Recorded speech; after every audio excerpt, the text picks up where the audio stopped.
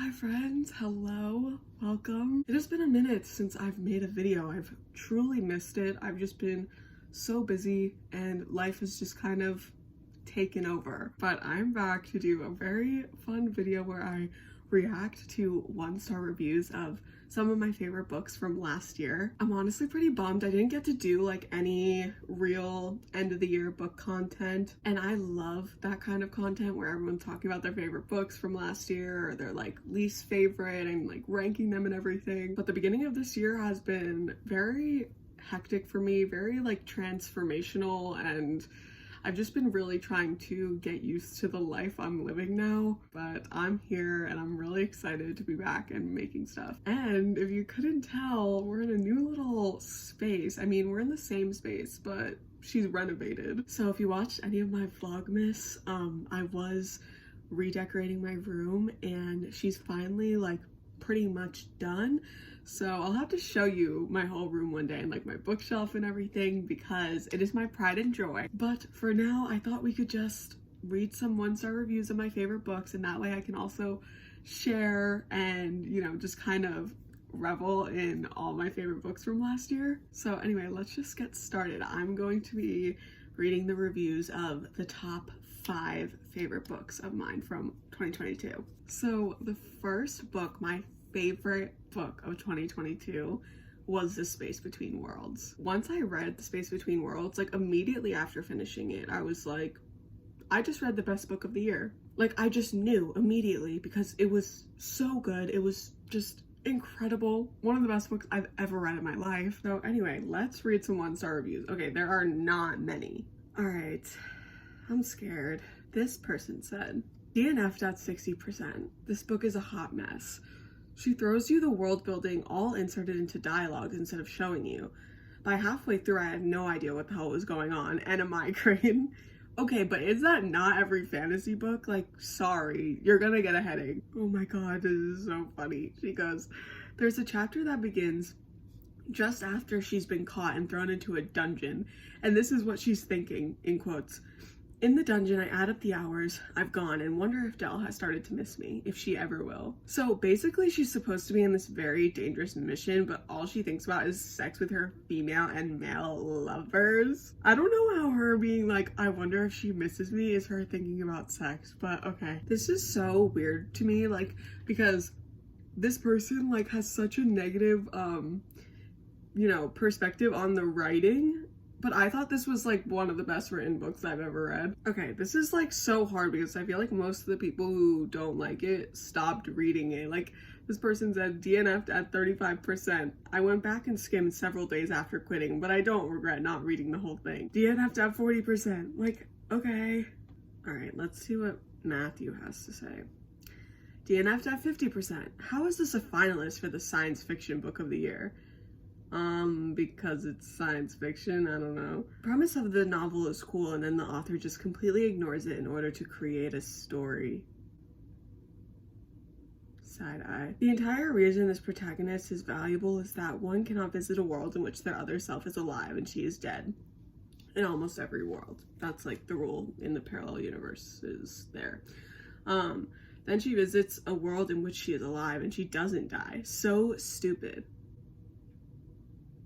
You know, I think Matthew has a point here.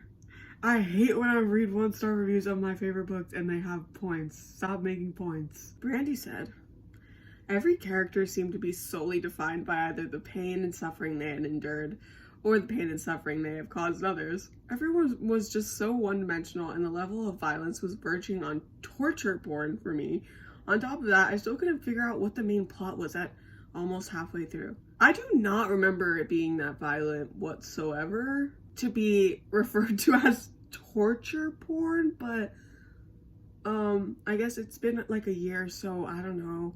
Maybe I'm wrong. Okay, let's do like 2 more. Okay, let's see what this person says. The way Kara feels about Carrington is how I feel about Kara. Emotion was sacrificed for endless exposition.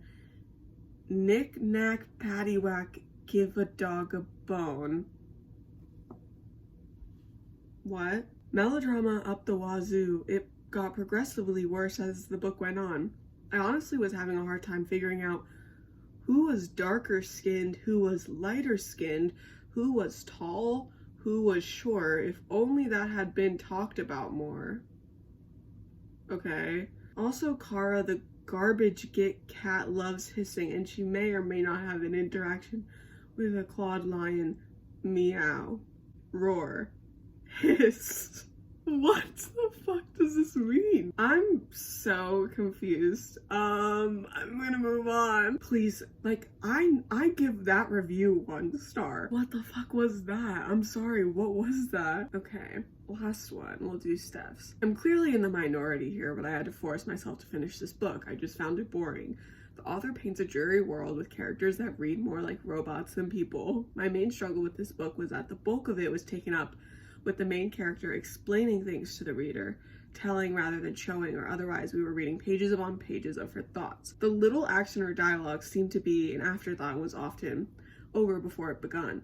That is so wild to me, because I remember thinking that, like, this book was so action-packed, and also that, like, it was so action-packed that it felt like I was watching multiple movies. Okay, I'm gonna move on to the second book for this video, which is The Priory of the Orange Tree. I feel like a lot of those 1-star reviews were just like, I'm confused, I don't get it, but I feel like Priory might have some real specific hate comments, so we'll see. Priory was definitely like at the top last year.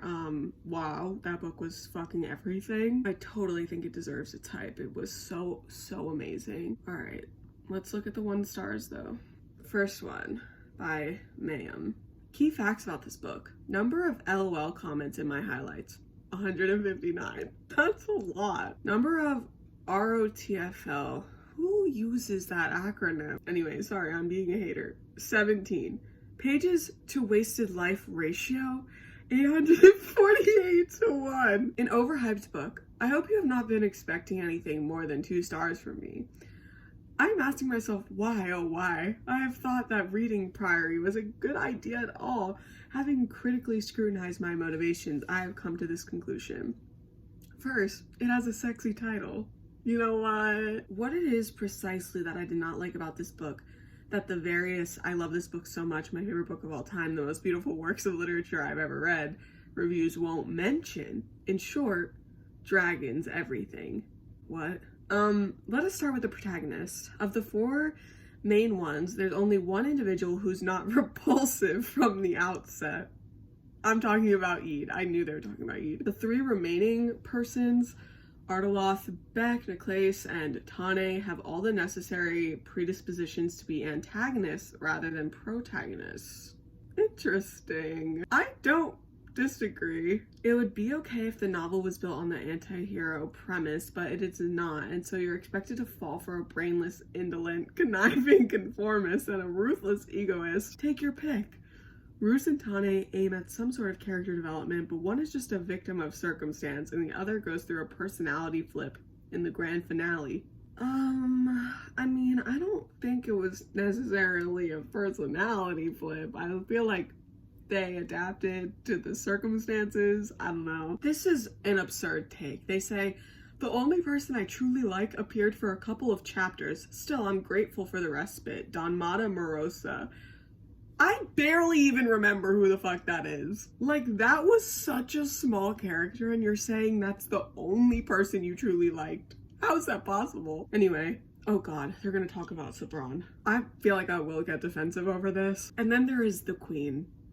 The Queen is selfish and moody, bordering on neurotic, politically inept to the point of being redundant, which is doubly amazing because of the ideological level. Priory is supposedly a feminist read with females saving the world and winning all the fights.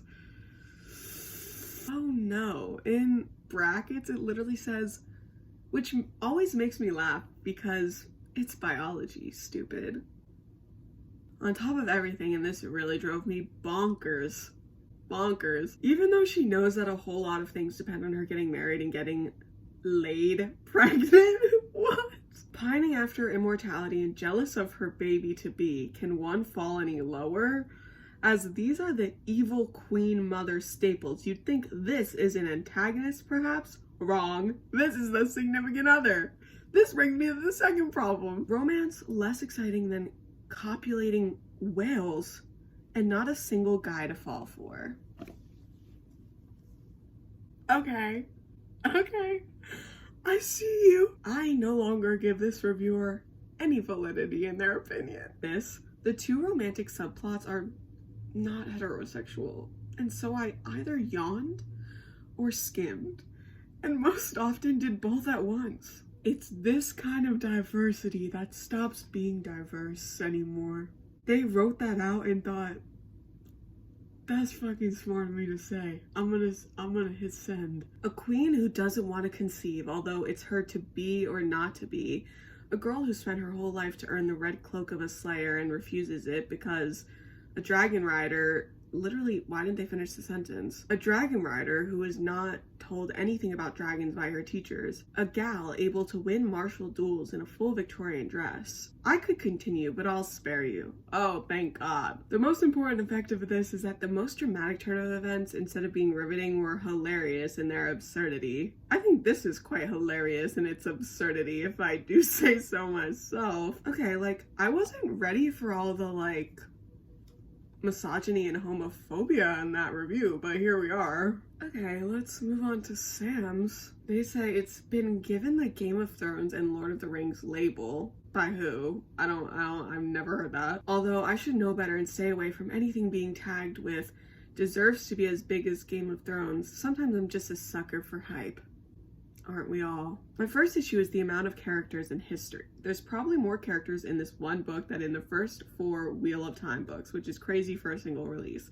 It's just too tightly packed with barely anyone, given ample opportunity to develop to a point where I cared.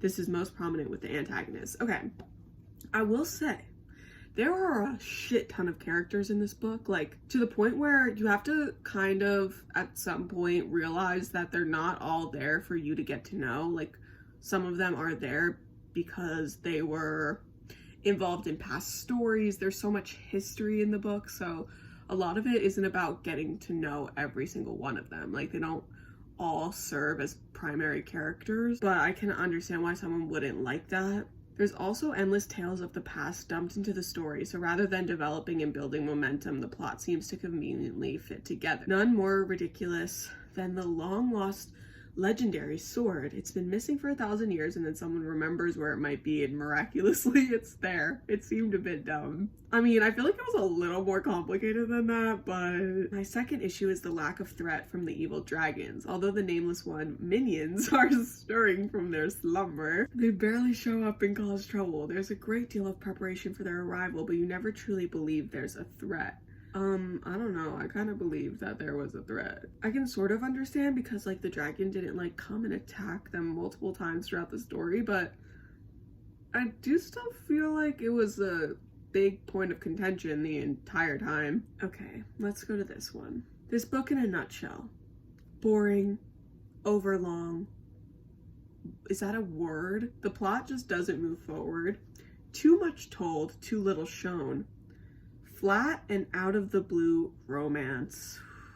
Hard to disagree, my friend. Okay, I'm actually gonna do one more because that one was not really giving. Okay, let's read this one. This looks like it'll be funny. So they say, I didn't care about a single character other than Tane. Any chapter section on Dr. Roos made me want to walk off a bridge because he is the worst. You know, I'll agree with that. He was definitely my least favorite character to follow. I didn't really care for him.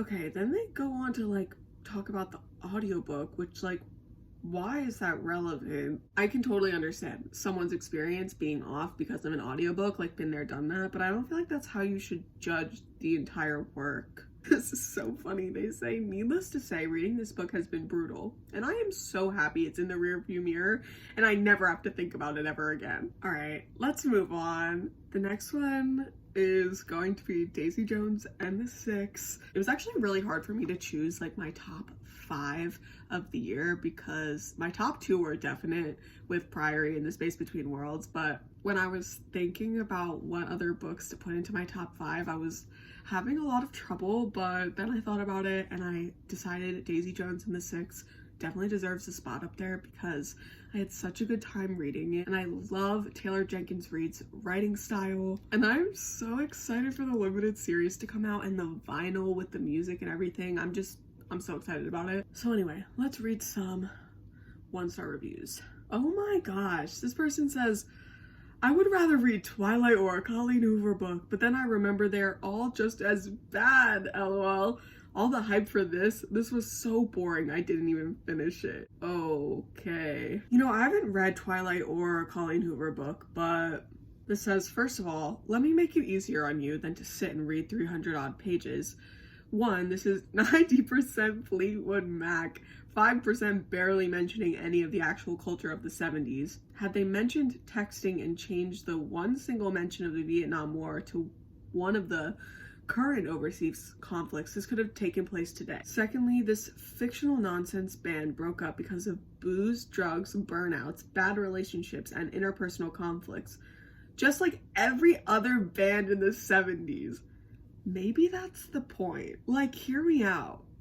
Maybe that's the point. Like, I don't know if this author was trying to do something like really unique, or if she was trying to do something for one of the first times that was representative of a community, you know?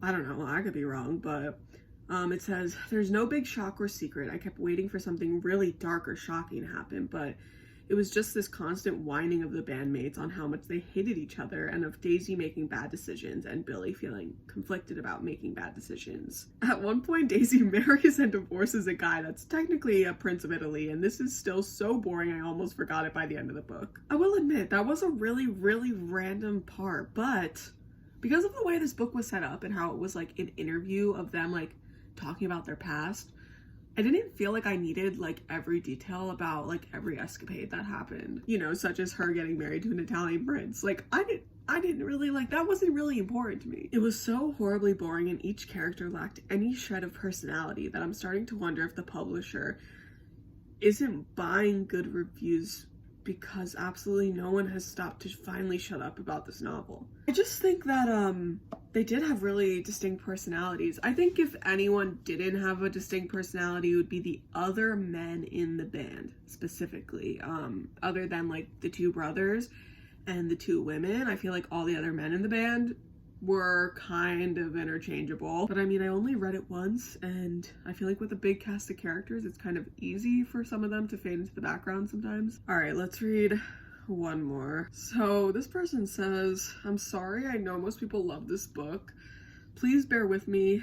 This is a somewhat scathing review. Okay, so they go on to like talk about how like Daisy is just like a privileged, rich diva. And she has absolutely nothing going for her, and just uses men so she can be a part of the rock and roll lifestyle. I feel like we missed a key lesson in the like development of this character, but anyway, I feel like she served as like a perfect almost caricature of this sort of person, but I don't feel like she's like, I don't know, good for nothing. It says, TJR needs a reason for her to be a broken girl, so she throws in a pair of apathetic parents who apparently can't be bothered to know their teenager is out roaming the strip, coming home drunk and high, and doesn't notice her living elsewhere for weeks at a time. Don't get me wrong, I know it's entirely possible to have terrible parents, but there isn't enough development in the family dynamics for me to find this believable. It seemed fake and added for the sake of creating a void in Daisy. This is all fake. This is all fake. I'm sorry, there is nothing funnier than the line that they wrote that says, don't get me wrong, I know it's entirely possible to have terrible parents. Anyway, so Daisy sleeps her way into a position to be noticed by an agent. Please don't hate me, I'm not shaming her, this is just how she gets what she wants. Yeah. In one relationship, she mentions a little line that she thinks will improve her boyfriend's song and gets mad when he decides to write it down. I don't really see an issue with helping him with the song. She tells him to write his own song and is slighted when he uses the line she suggested. And then just goes on to say Daisy is a bit of an entitled brat. So they don't like Daisy. During this time, the six are rising to a moderate level of fame. I wish there was more of a road to success backstory here, but I think the tell, not show format made it hard to incorporate that. I could see that a little bit. The lead singer, Billy, gets married, but immediately becomes a scummy husband. Camila, for some reason, saves him from himself and resigns to a lifestyle of holding Billy together. He kicks his drug addiction with unbelievable ease. Interesting take, because I could kind of see that a little, like, I don't know, I could kind of see that a little, but I also think that could have been because of the format of how the story was being told. Oh my god, okay, so she mentions how, like, all the tension between Billy and Daisy are, you know, is happening and building up, and then says everyone seems to be encouraging these two, even though Billy has a wife, because they make such a great couple and make great music together and they have chemistry. They even shoot a questionable album cover with Daisy's boobs beckoning Billy. No one seems to care that he's married. Anyway, Daisy continues to be a coked up, irresponsible disaster. I think, like, the problem here for me is how not understanding of addiction this person may or may not be. The tension between her and Billy is romanticized as love. How? Why? Because they wrote a few songs together but don't know each other, haven't been through anything together, yet they are in love. But Billy loves his wife. Daisy can't control her jealousy. Why are you mad at a married man who names an album for his wife? This goes on and on. I can honestly understand this frustration, but I feel like it might be a little bit because of, like, not liking Daisy, like having some sort of preconceived hate for her, like you already don't like her, and then, like, the whole thing with Billy happens and you're like, oh, I fucking hate both of them, because they're very similar at the same time. I don't know why people wanted Daisy and Billy to be together as if he wasn't married. Camila wasn't his girlfriend, she was his wife of several years with 3 kids, and Daisy was a dumpster fire. Okay, well, I feel like, wouldn't it be obvious why people want them together? Like, they're in a band, they have this tension, they make great music together, they're like the only ones that can make this music together. Like, they've never had another person other than one another that they can do this specific creative act together. And also, it's fiction, and I feel like a lot of people don't give a shit that he was married, or it also just added to the fact that there was some sort of romantic tension between him and Daisy, because, like I said, it's fiction, but also, like, it reflects real life. Like, people cheat on each other in real life. People can love more than one person in real life. Like, you know, like, not everything is black and white, and I think that is what made it interesting. So anyway, whatever. Let's move on to the next one. So the next one here is Killers of a Certain Age, which I really enjoyed. I read here on my channel in one of the videos I made. Let's see what we've got. So this person says, despite the fun plot, the execution was a miss for me. I found the character development to be very lacking, to the point of I could not keep the 4 main characters straight. I felt like there was limited backstory and depth to them, so I couldn't remember who was who, and this led me to be not connected to the story. The writing style was also a bit odd for me. The timeline switched tenses, which was difficult to adjust to and jarring at times. I do agree, I would have loved if each of the characters got more developed and we got more about their backstories. I do agree with that. But I don't really feel like that makes for a 1-star review of this book, because I definitely wasn't, like, confused about them at all. This person said, I had no idea what was going on the whole time in this book. Absolutely no distinguishing differences between characters who I still cannot name. One chapter they're on a boat, next at a resort on a beach, maybe. 2 chapters later they're in New Orleans. The next chapter they're getting on a plane to Italy. 3 pages later they say something about a rental car in Alabama. Are you kidding me? And I can't ever tell who's talking or if they're referring to the past. Took so long to get through because I wasn't enjoying it. The little I did pick up was full of cheap feminist dialogue. Most annoying book I've ever read. It feels like a lot of people just had a problem with the characters, which is really interesting, because I actually really loved that there was, like, 4 women and they kind of had this, like, found family, and then one of the women had a wife, so she was, like, kind of a part of the group as well, and then they had like, almost like an assistant. I don't know how to explain it, but so it ended up being a group of 6 women, and it was very interesting because of that. I can understand if people were, like, sort of confused by some of them because there were 6 of them, but some of them are so distinct to me, so I don't really understand that. This person said, I just didn't have a fun time at all reading this and was dreading to finish this one. I so badly wanted to love this, but God, I was just so bored the whole time. The book does one of the things that I just hate, and it's switching from the past to the current present time every few chapters. They also said the humor wasn't for them. They just found it hard to tell the four women apart. So that is definitely a huge critique of this book. But I don't know, I actually really enjoyed the switching between past and present because it taught us a lot about their past, because, you know, they're all these assassins who basically just retired, and so they're all like 60-year-old women. So going into the past, you learn how they were like recruited and all of that. So I really liked that part. Okay, we'll do one more. This person says, utter trash. Harsh, I know, but there's a new breed of books out there where the author drives home every single growing older cliche, and it's growing old at 50, 60. Give me a break. Most people live into their 90s.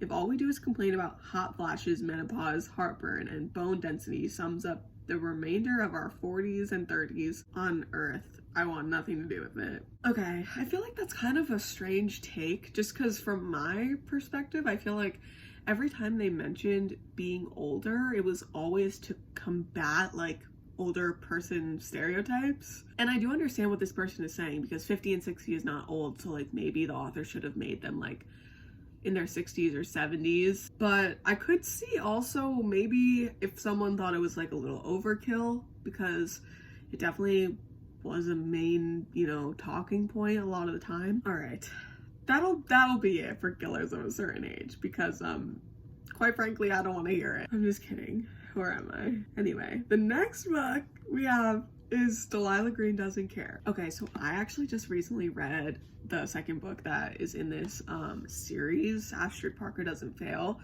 and I loved both of them. So I'm about to fight someone in these fucking Goodreads reviews right now. I just know it, because I feel like this was one that also like a lot of people had mixed feelings on, but I really liked it. It says, for me, Delilah Green Doesn't Care tried to do too much. It would have been enough for this to have been a story about two sisters reconciling over their emotionally distant mother/stepmother and dealing with the grief of losing their respective fathers and their sisterly relationship. But in the end, we learn Astrid only bullied Delilah because she felt rejected, which doesn't make it okay, just to clarify. I don't really think that's what happened here, because I feel like I totally understand like not even liking Astrid really from the perspective of Delilah, because I did not really like Astrid at all. I was like genuinely worried going into the second book because I didn't like Astrid, but I gave the book a chance because I knew, because of the ending of Delilah Green Doesn't Care, that we were seeing Astrid from Delilah's point of view of being like,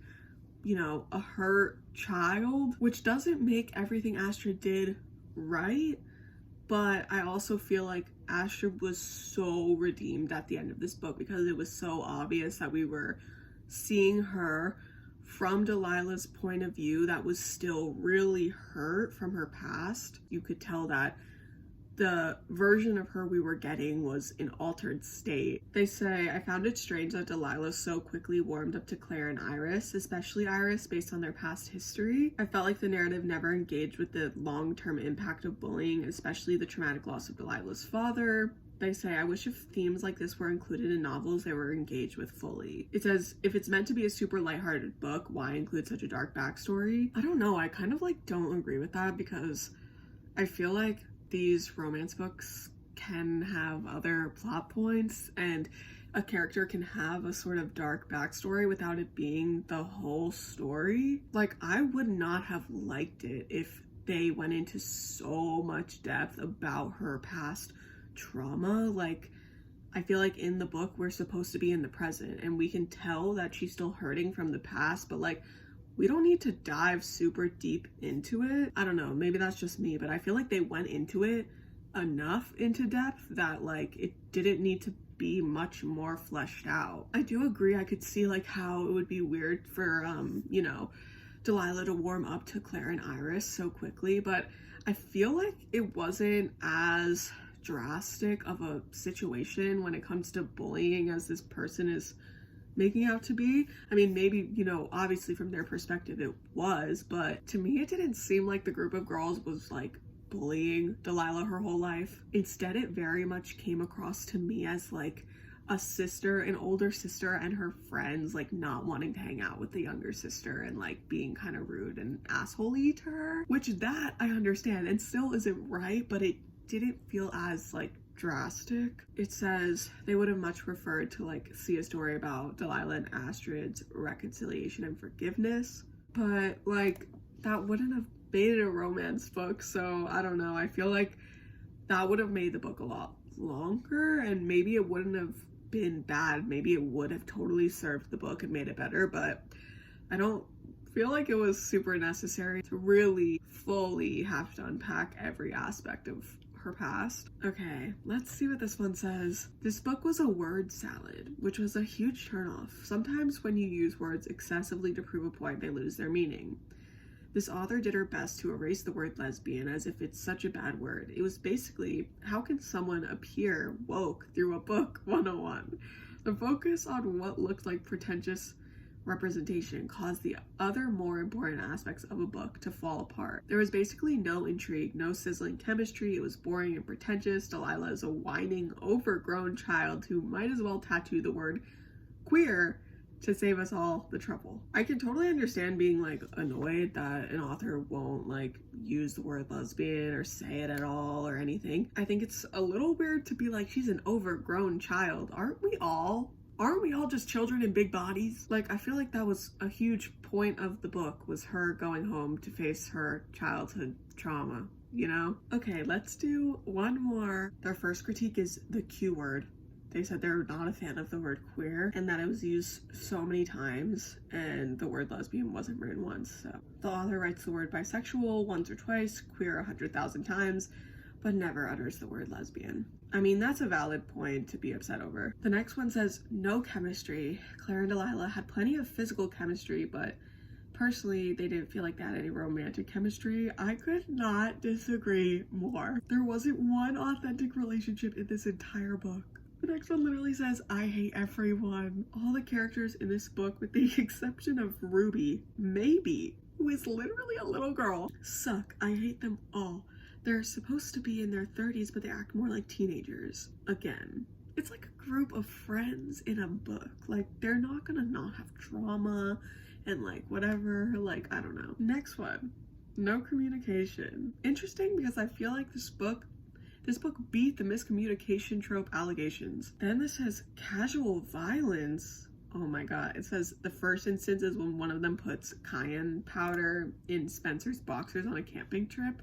I'm sorry for being a stick in the mud, but I don't think that's funny, especially because all Spencer is guilty of is being a douche.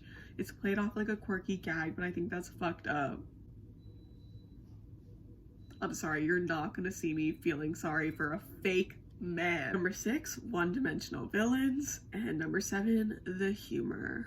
Alright, well, I think that's where we're gonna stop today, folks. That was very interesting. You know, some points were valid. I'll give y'all that. Others, straight homophobia. So, yeah. Anyway, I had lots of fun. That was all just good fun. I don't hate anyone except for that one person. I'm just kidding, except I'm actually not kidding. Other than that though, y'all are allowed to have your thoughts and opinions. I don't really care. This doesn't actually have an effect on my life. I just think this is fun to do. But that's all, guys. Let me know if I should do something like this, but reverse. I've thought of doing it before. Something like where I read 5-star reviews of my least favorite books. Anyway, thanks for being here and watching me stir the pot today. Anyway, that is all for now. Thanks for being here. I'm really happy to be back, and I hope to see you guys very soon in my next video. Bye, friends.